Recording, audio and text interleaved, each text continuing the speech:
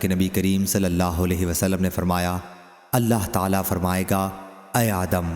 آدم علیہ السلام کہیں گے، حاضر ہوں، فرما بردار ہوں، اور ہر بھلائی تیرے ہاتھ میں ہے۔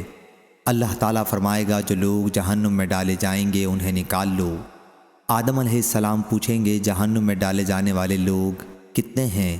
اللہ تعالیٰ فرمائے گا کہ ہر 1000 میں سے 999۔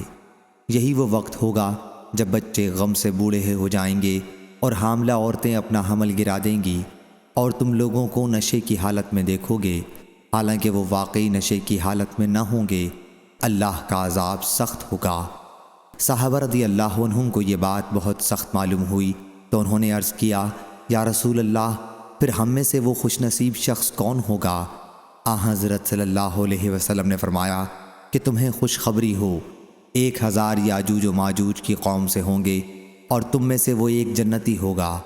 پھر حضرت صلی اللہ علیہ وسلم نے فرمایا، اس ذات کی قسم جس کے ہاتھ میں میری جان ہے، مجھے امید ہے کہ تم لوگ اہل جنت کا 1/3 حصہ ہوگے۔ راوی نے بیان کیا کہ ہم نے اس پر اللہ کی حمد بیان کی اور اس کی تکبیر کہی۔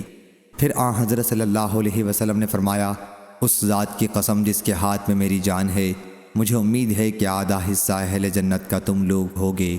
تمہاری مثال دوسری امتوں کے مقابلے میں ایسی ہے جیسے کسی سیاہ بیل کے جسم پر سفید بالوں کی معمولی تعداد ہوتی ہے، یا وہ سفید داغ جو گدھے کے آگے کے پاؤں پر ہوتا ہے۔ صحیح بخاری، حدیث نمبر 6530۔